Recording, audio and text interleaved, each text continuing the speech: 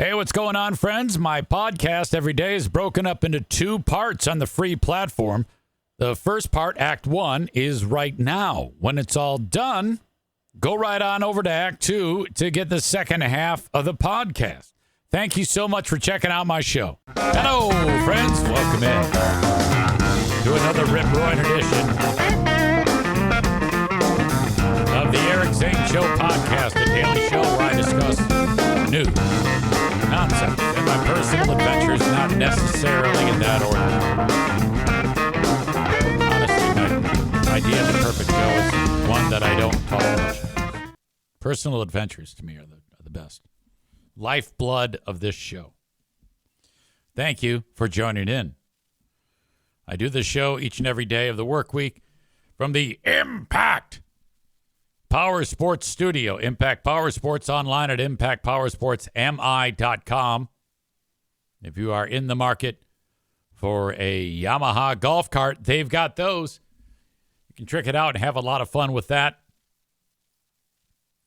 And also, side-by-sides, ATVs, UTVs, motorcycles, scooters, e-bikes, go-karts, they have them all at Impact Power Sports. You can also check out their service department if your existing gear already that you have, experiences a problem. Maybe you need some maintenance on it, whatnot, all there at Impact Power Sports, impactpowersportsmi.com. Okay, so I see there's a conversation in the chat. It says, I have watched the show Unknown Number on Netflix, which has been a big topic on this show since it all unfolded when I watched it last week, and you all have watched it too. This crazy-ass documentary. Full title, Unknown Number, The High School Catfish. Corey says, hey, I just watched it. Maureen says, what did you think of it?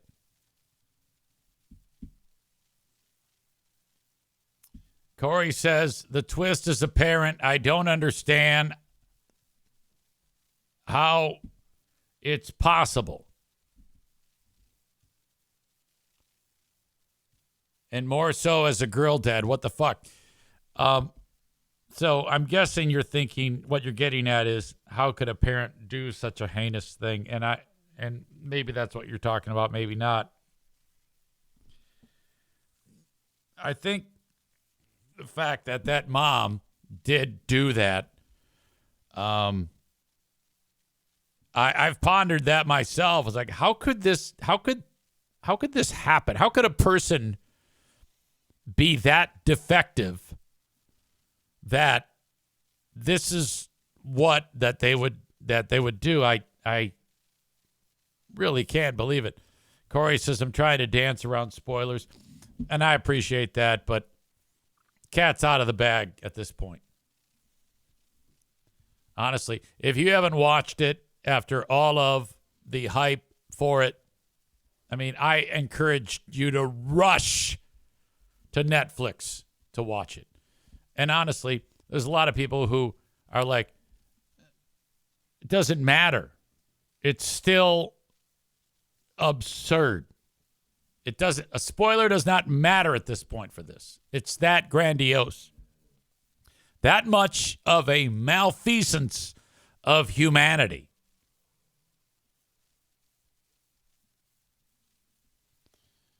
Corey says, how the fuck do you tell your kid to KTS, unalive themselves? It hurts my heart to even think that, like, I try to put myself into this place of crazy mom, sending that off, or putting myself into like the kid getting that message.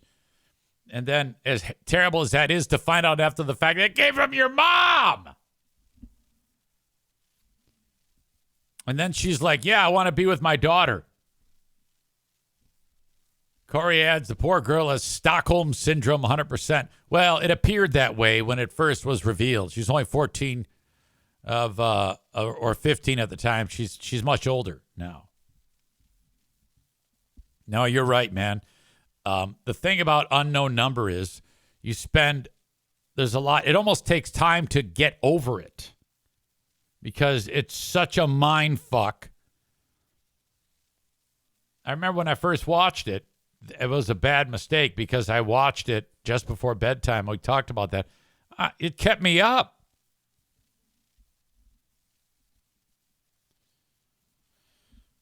Kabubi says, how the hell do you tell your daughter she's a slut and she's going to bang her boyfriend? Oh, I know. I know. Megan says, fuck spoilers at this point. Someone ruined Harry Potter for me last week. Oh, you're late to the party on Harry Potter, I see. Oh, boy.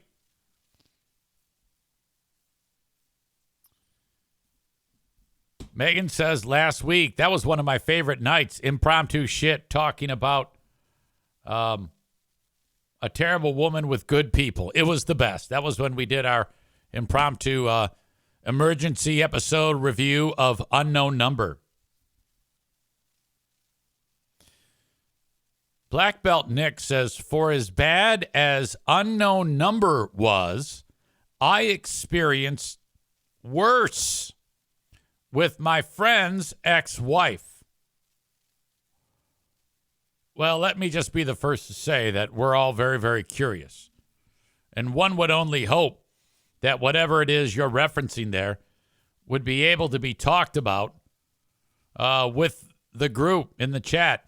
Is this the type of thing, Nick, that we need to do a very special Patreon episode where you reveal whatever it is you are referencing right there? I mean, that's a lot to say. You experience worse with your friend's ex-wife. I don't know what could possibly be worse. I am interested. I'm just throwing that out there. I won't ask again. You know, if you don't say anything, then that's totally cool.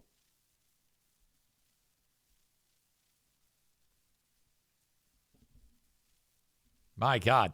All right, I was going to read one.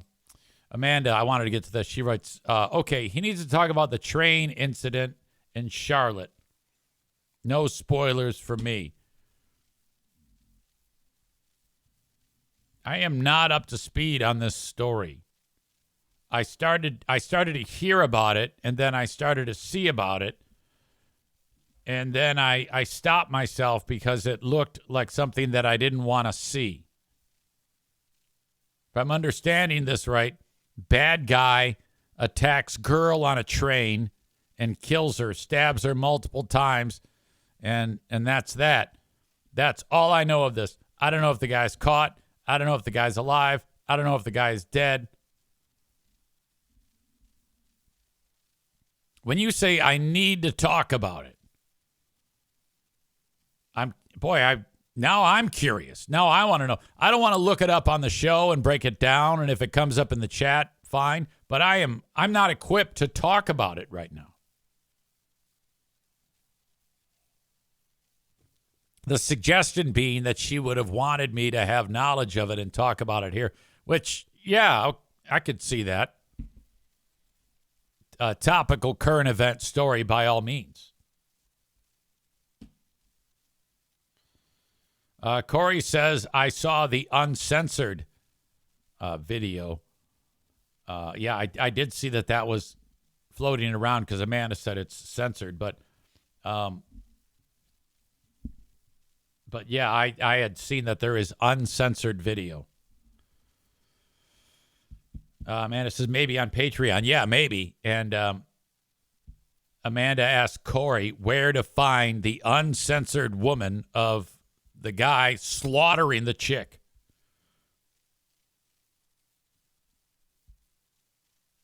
I don't want to see that. Amanda's like, hey, come on. Let's see it. Megan says she was a Ukrainian refugee charged with causing an act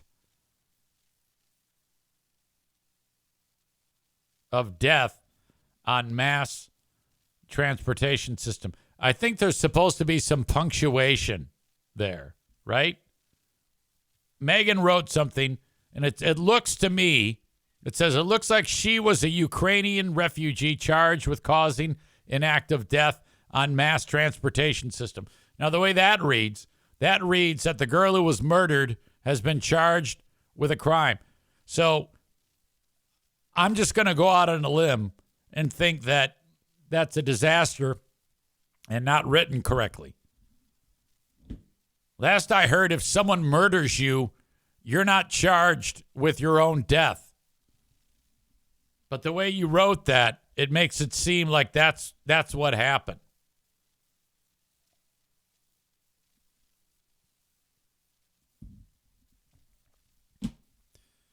All right. Rich says this is one of those times where allegedly does not apply. He totally did it and is guilty, the guy on the train.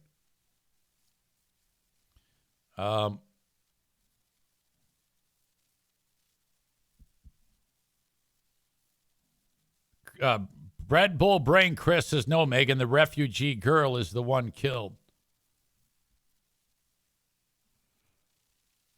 Yes. I thought. All right. Yeah, so what she meant was bad guy gets on the train, kills the Ukrainian refugee, and then that was that. Amanda says the guy was caught. I can't believe no one did anything right away. It's so fucked up. Oh, God. She escaped from a war-torn country just to get stabbed to death by some homeless psychopath, repeat offender, while minding her own business.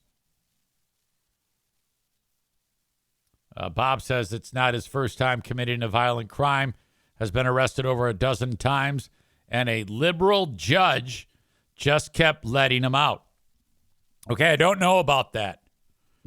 This is, again, I'm learning this in real time from you. So are you suggesting that in the past year, because what you just wrote is he's been arrested over a dozen times. Okay, not his first time committing a violent crime. He's been arrested over a dozen times, and liberal judge just kept letting him out. Okay, so I don't know the charges on every one of those, and I don't know the time frame.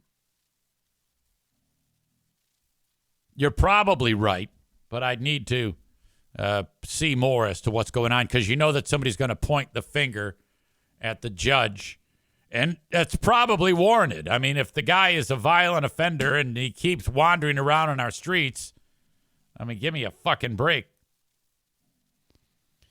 Big Buddha says, ever since being scarred by seeing faces of death at a group sleepover at 12 years old, I'm good with not seeing the uncensored video. I'm with you. I'm not into that either. All those beheading videos, remember when it was like cool to behead people in the Middle East, and they would record it and send it along, and then we would make those videos like they say, all right, be warned, this is a horrible video, and then everybody would gather around the TV. I never watched one of those. Thank God that became like no longer the norm. You know, you drop your kid off at daycare and the kids are seated around the AV cart watching beheadings.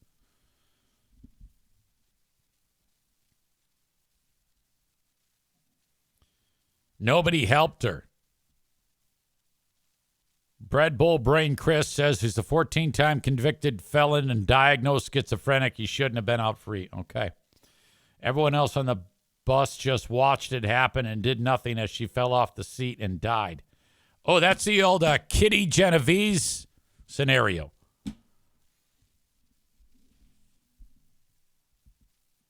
She was murdered in the streets of New York back in the day. Like for 45 minutes, 38 people just stood and watched her bleed. I guess the judge never even passed the bar, was appointed to the position, so that judge should probably be shot.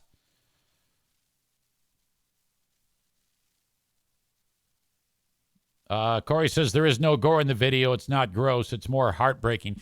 Yeah, I can't take the anguish and the pain.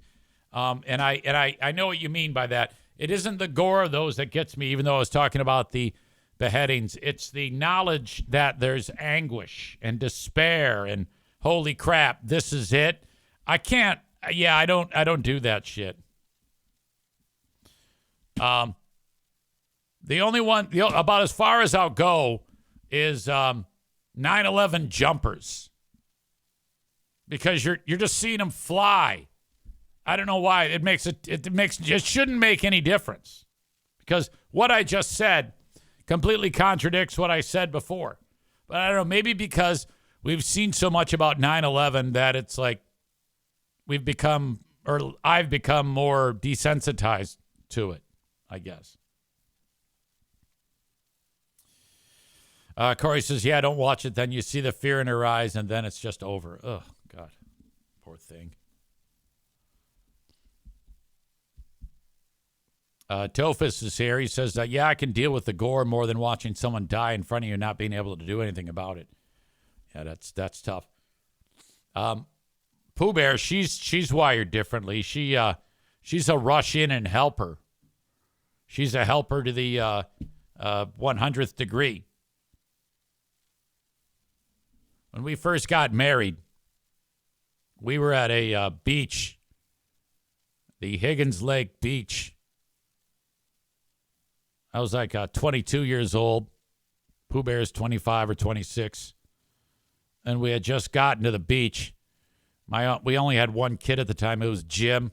So I'm carrying Jim. I got the pack and play and carrying all this shit to the beach. We were up at Fear Bunker North, and we wanted to go. It was at that time my dad's property. We all said, all right, let's go drink at the beach, Higgins Lake. This place is incredible. It's like an oasis of awesomeness. Before the terrible part of this story, this beach has this sandbar. And you can walk out probably a half mile and it's still up to your knees. It's incredible.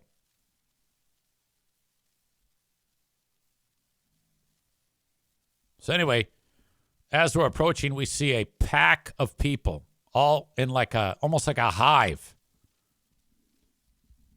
And they're panicking and they're yelling and screaming. And the next thing I know, I watch her do this.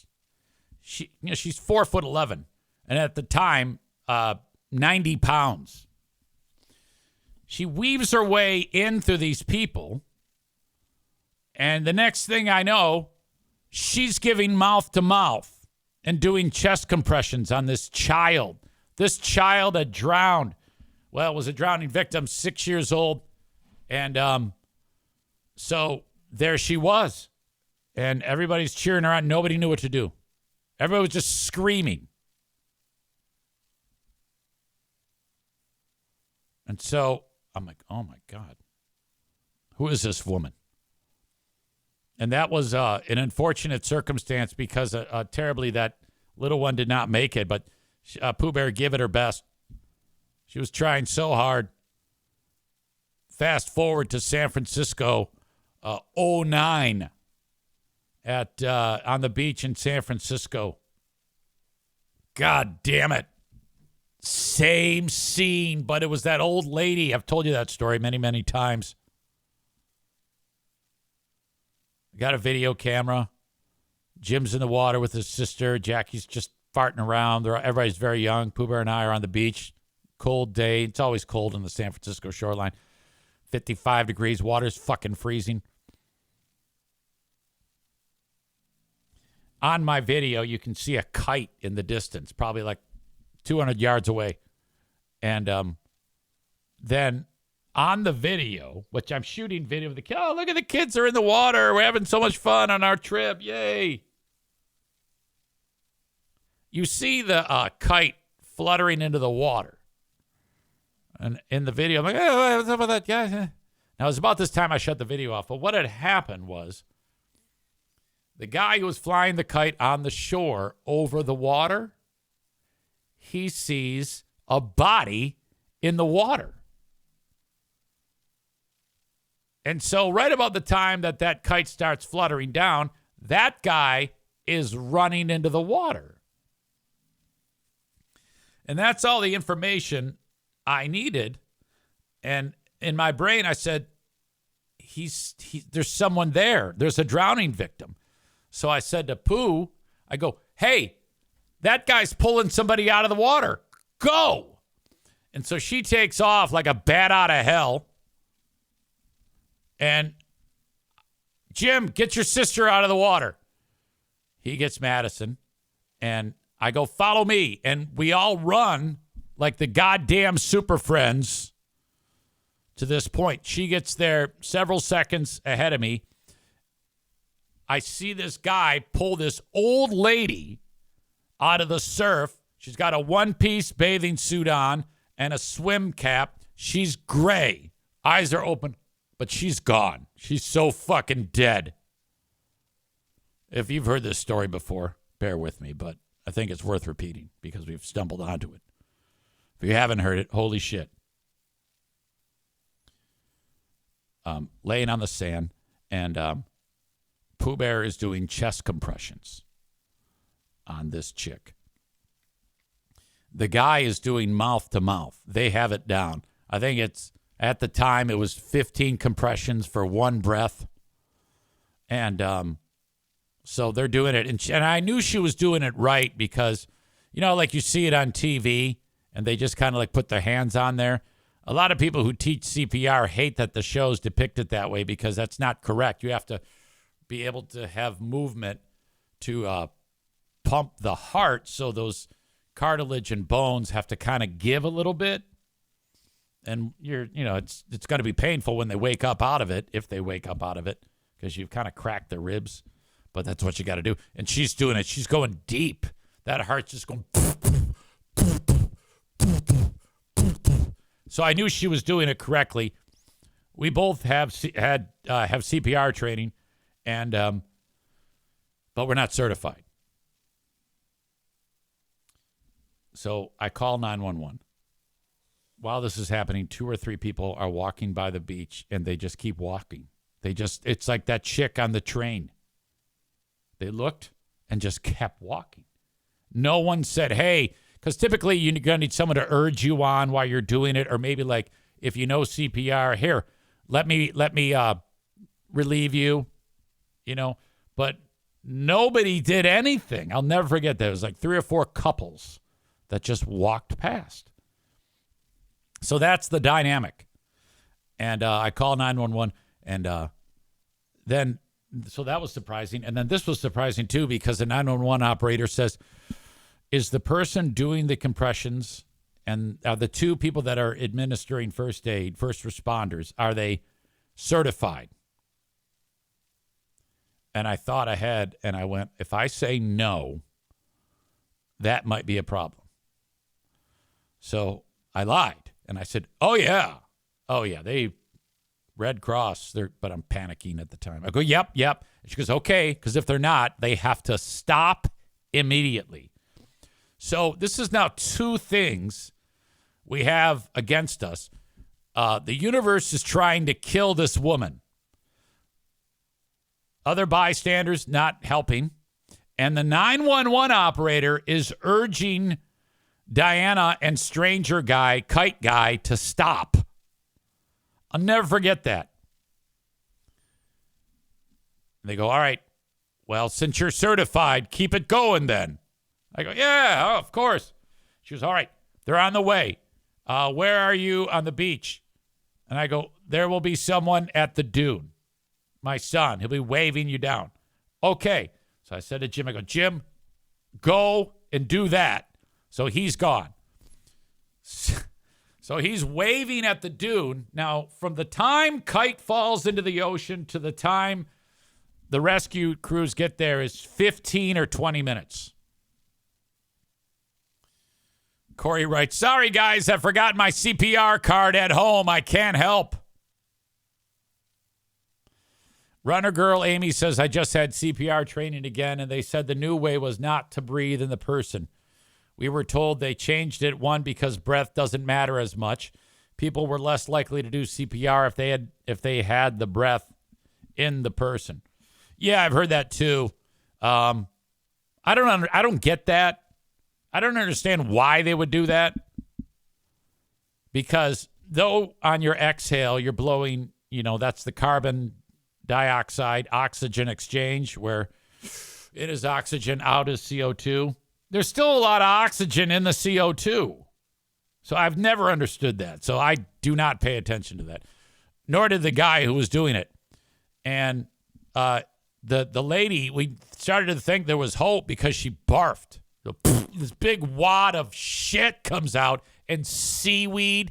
And I'll never forget, it was a brown seaweed with those lumps of kelp. Those kelp testicles were lodged in the chick's windpipe. We're like pulling it out, like starting up a lawnmower.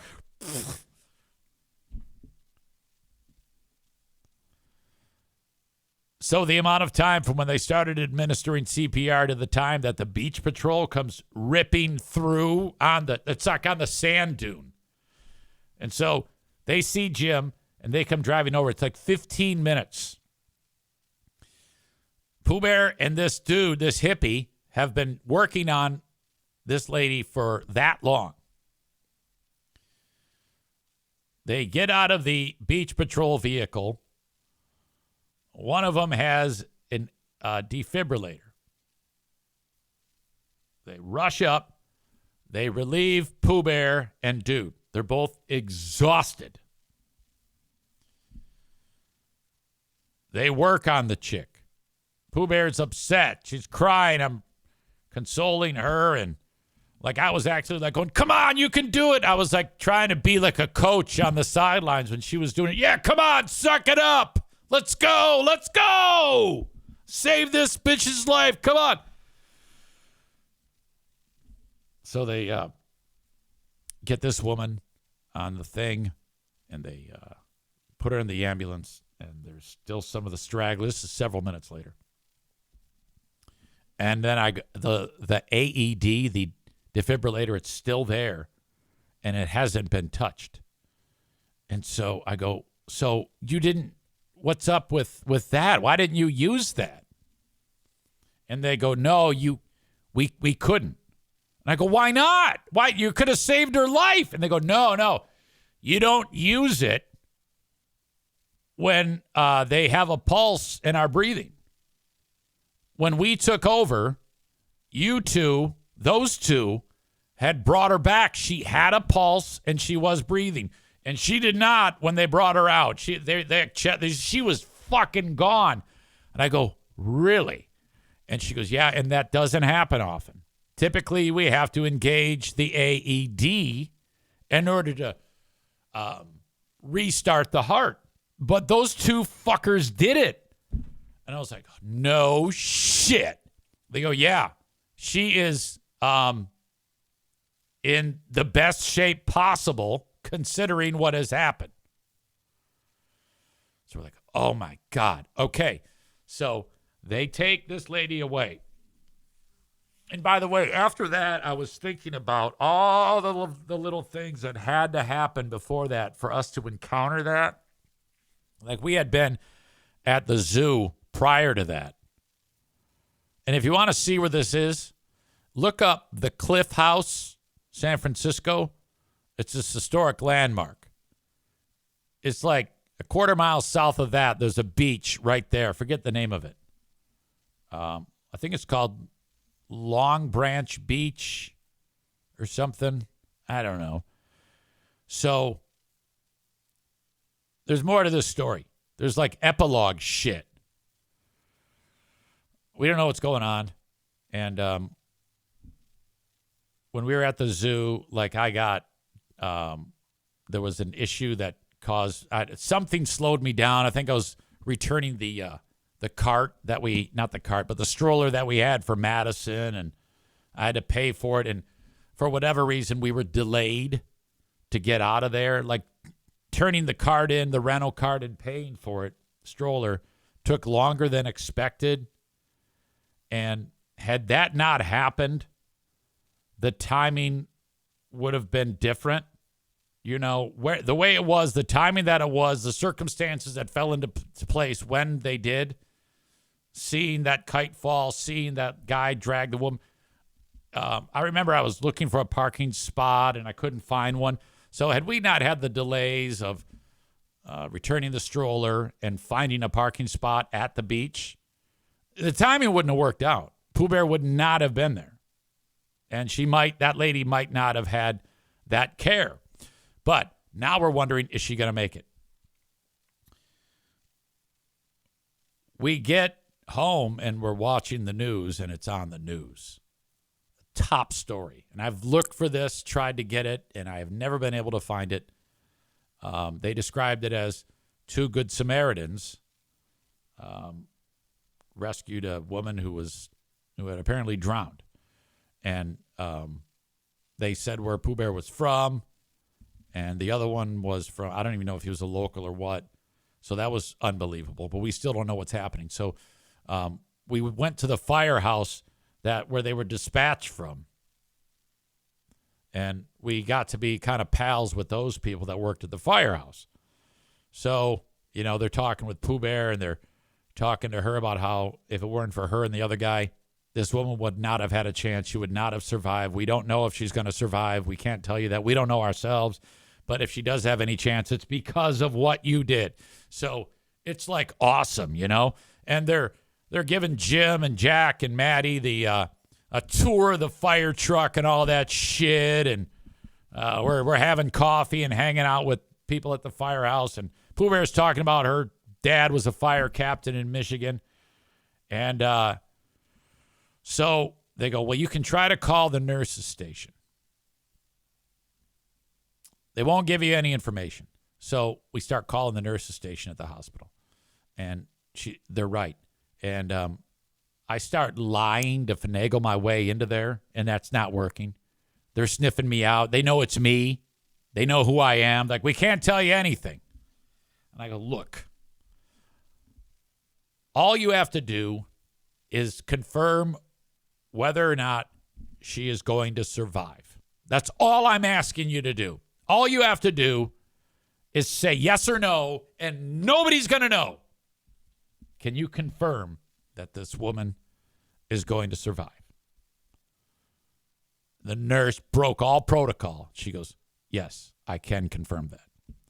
What? Fuck yes! All right, so several days pass. We have put in at the nurse's station Pooh Bear's cell phone. And I'll never forget it because we were driving around and we were crossing the Golden Gate Bridge and we're coming back into the city and the phone rings. And it's a local to San Francisco phone number.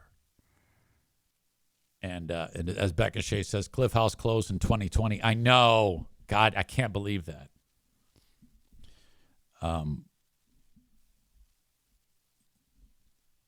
Phone rings. I'm like, uh-oh. I pick it up. I'm driving. And I hear, hello. I'm like, what the fuck? And it's this rough voice. And she says, is Diana there? I go, yeah, sure. And she goes, this is, and she says her name. I don't remember her name. She goes, this is, blah, blah, blah, blah. I don't remember his name. Her Dolores. She saved my life. I go, hang on. And I hand her the phone. And Pooh Bear and this woman are talking. And it was incredible. She's crying. Everybody's in the car crying. Unbelievable. She had a rough voice because of she was kind of dinged up after all of the violent compressions and the seaweed that was in her throat. But she lived. That phone call ended, and then that was the end of that. Never heard from again. No. It was that, though, that led her to wanting to become an EMT. And then she came back home and she started EMT training. She passed with flying colors, top of her class. And then she started paramedics training. She's going to be a paramedic. And then she said, it's too much work. I quit. And I said, all right, sounds good to me. That was the end of that adventure. I have a picture in my house because and I posted it for this reason on my wall. Put it on my wall. And I'm going to show it to you right now. The Cliff House is just north of the beach. And before the Cliff House, which you may have looked it up on your own, it's been like built and burnt down like 2 or 3 times.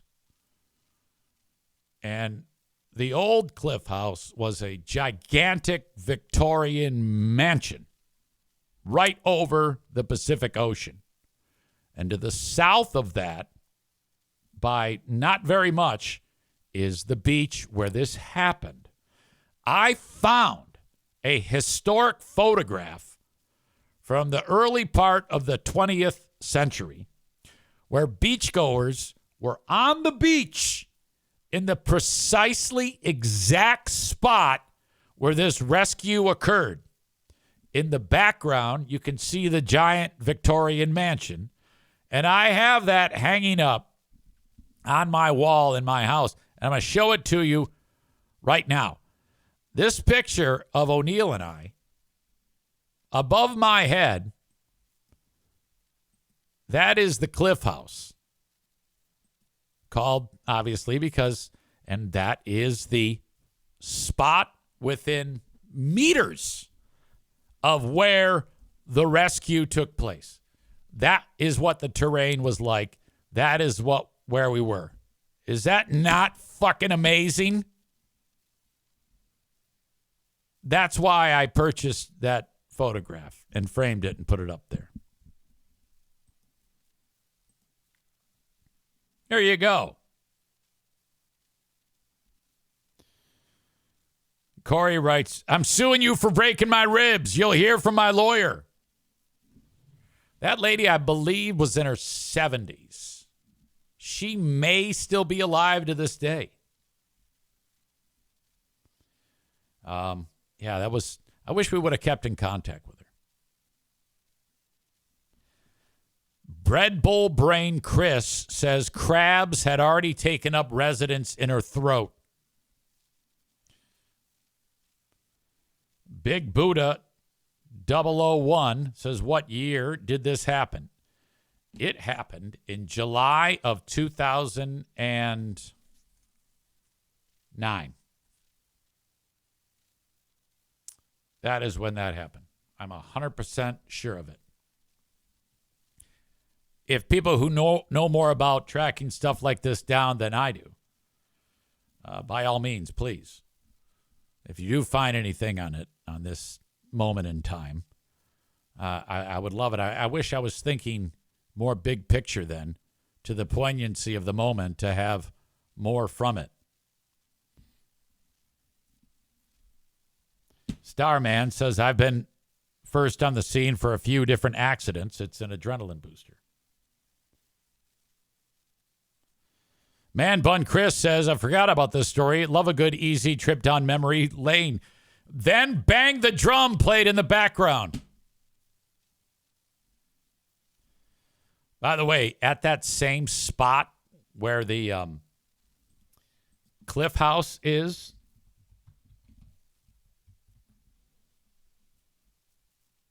there is the remains of the Sutro Baths, which is now a historic landmark.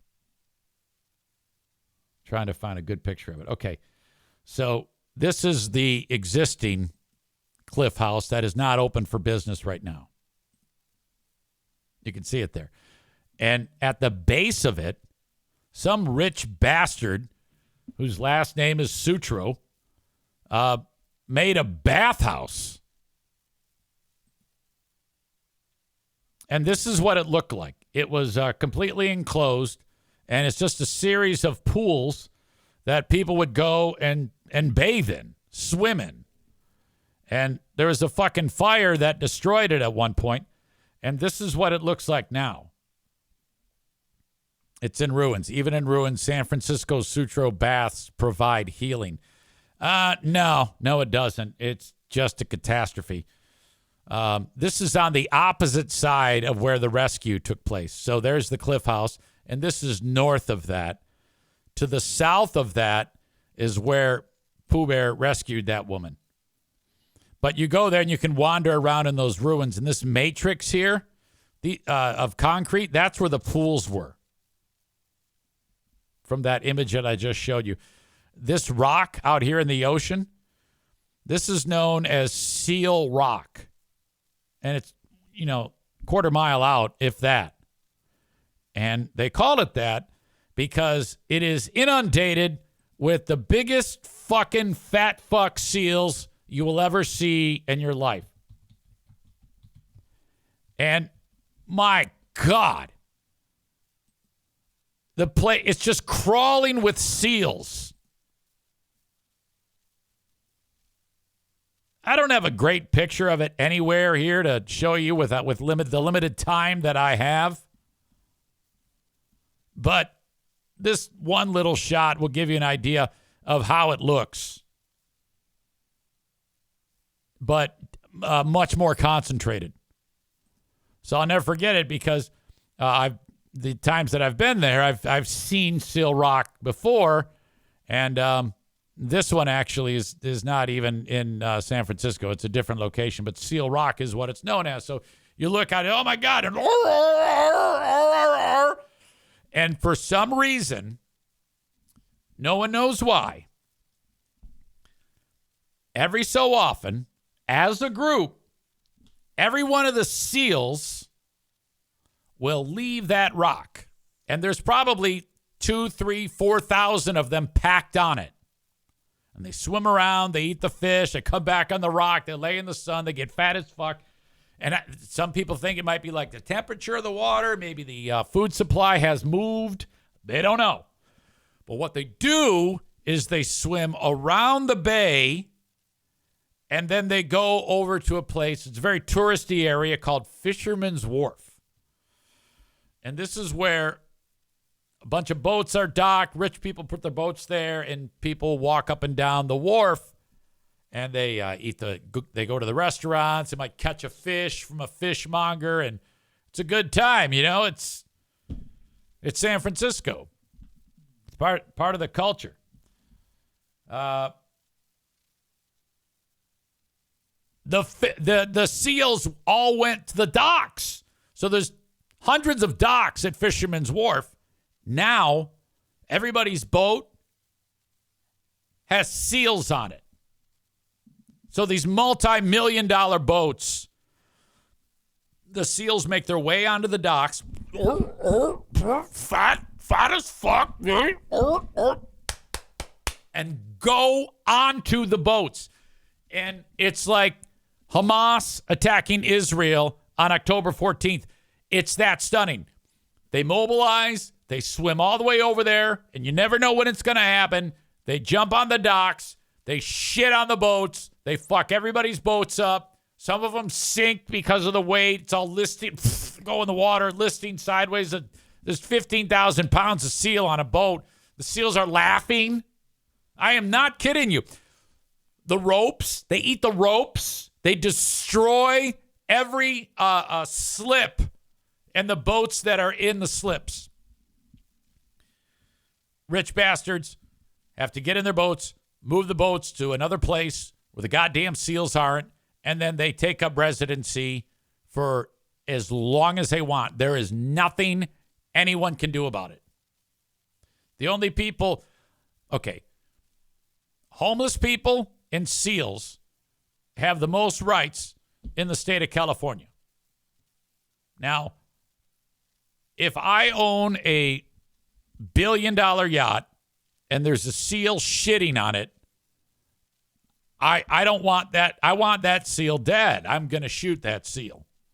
And the homeless people, when I'm walking there, if they try to get on my goddamn yacht.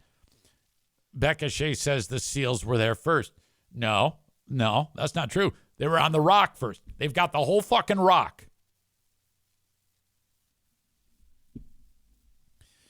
When we were there, one time they were on the rock. Another time we go back to the rock. I go, where's all the seals? And my cousin says, oh, yeah. Forgot to tell you. They're at the dock. I'm like, oh, no way. And you can't really get too close to them because they will fuck you up. These are gigantic beasts. Oh, outstanding. What an event.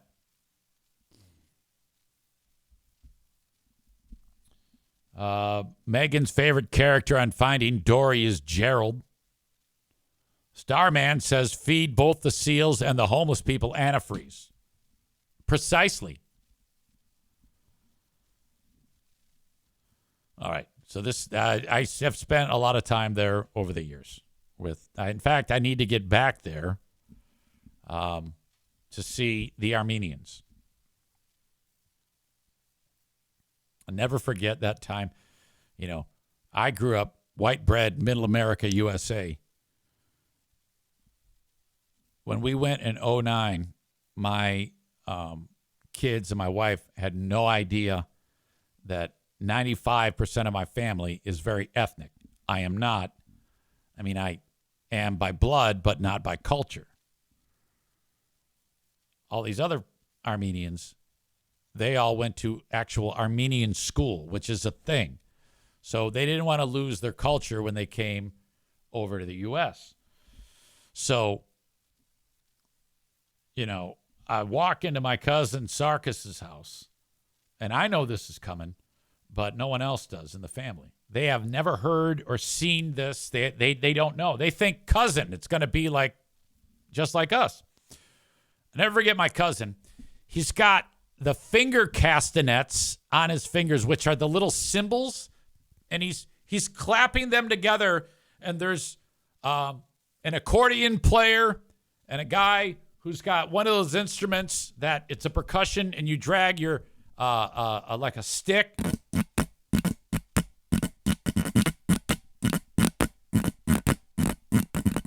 And then the accordion, and then the castanets, and then all of the women dance in this type of belly dancing fashion.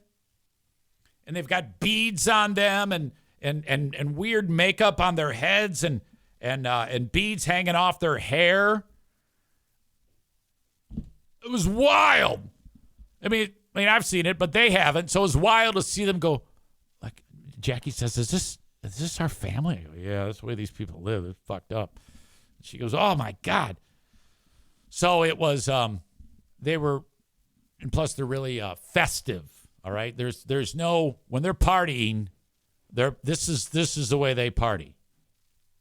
Us white people, they just get fucked up and beat each other and get on a four-wheeler and jump shit here in Michigan. Not so much there. It's all dancing, accordion, singing weird music, and that. So I was expecting that. They were not. And then we had the food, and it's a gigantic spread. They put all these tables together, and it's nothing you've ever seen before. And the kids didn't want to eat any of it. It's all very ethnic food, and they didn't eat for days any of the food. We would have to go to McDonald's or In-N-Out or White Castle after every visit because, and then if you go there just for like a light lunch to one of my family members' house, it's the same damn thing. It looks like they spent about 30 hours preparing the meal, and all you're going to do is have, like a Caesar salad. And they don't speak English. Well, they do, but they'll only speak it with me because I don't speak Armenian or Farsi. But all they do is it's all like, hey, and then my kids are like, what the fuck is going on here? I go, I know. Megan is texting me. What are you doing there?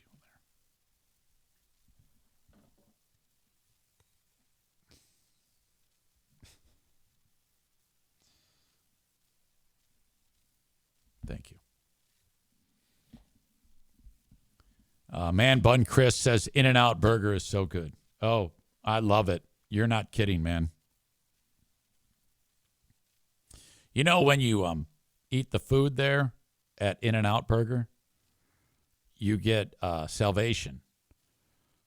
So on the fry container, there's Bible verses on the fry container. And on the drink, there's like Bible verses too. Now, I don't know if they're like Christians around here or if they're actual, that's a rarity sometimes.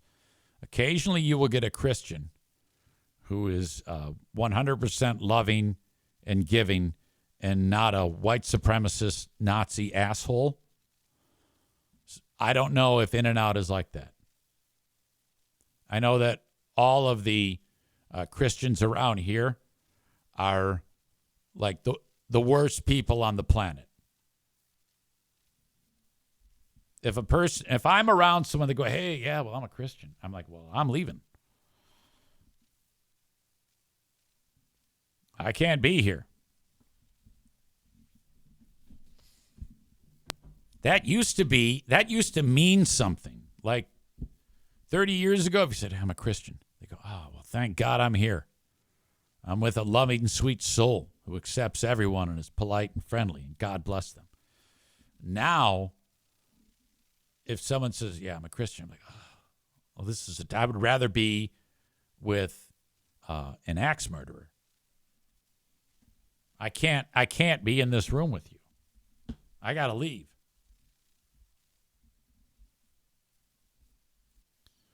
Man Bun Chris says now it's the opposite most times. Yeah. I don't like to, like, I have some friends who are Christians, but I haven't like disowned them, but I've always got a wayward eye on them for them to do something fucked up. And if they do something fucked up, then I'm like, all right, we can't be friends anymore. And then I just ghost them. That's what I do. I don't have patience for that shit anymore.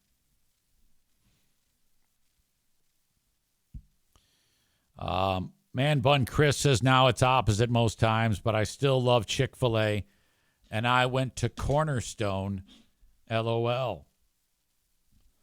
Speaking of which, I think we have Amanda is all over it. She has sent me some information that we need to discuss.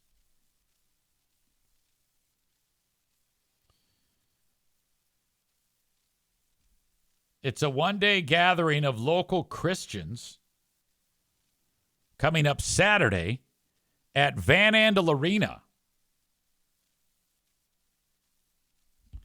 Now, whenever I see these types of promotional pieces, they always look the same.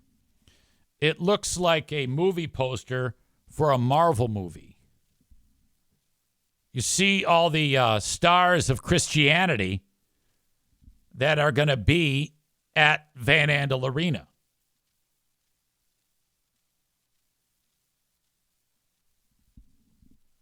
And you too can attend. Life Surge is what it's known as. It says worship, wisdom, work, wealth for kingdom impact. So these folks are going to teach you about those things: worship, wisdom, work, and wealth. Starring world's #1 motivational speaker, Nick, and his last name is Vujicic. Must be pretty good. He's #1 in the world. Also, entrepreneur, author, and top-ranked podcast host, Ed Milet. Wow, I thought that like Caller Daddy was #1, and or the Kelseys or Rogan. I think also there's another one called the Midas Touch Brothers. Those are big podcasts. I didn't know that Ed Milet was that big. Clown of Carnage is going to need to get bitch slapped because, and so is David. So you guys are veterans of the show chat. You do realize that we've had numerous discussions on here about how it's not a great idea to steal the thunder of the guy doing all the heavy lifting. All right, that is Act 1 of the podcast. Act 2 is available right after this one. Go check it out. What are you doing? Don't miss a second of it. Thank you so much.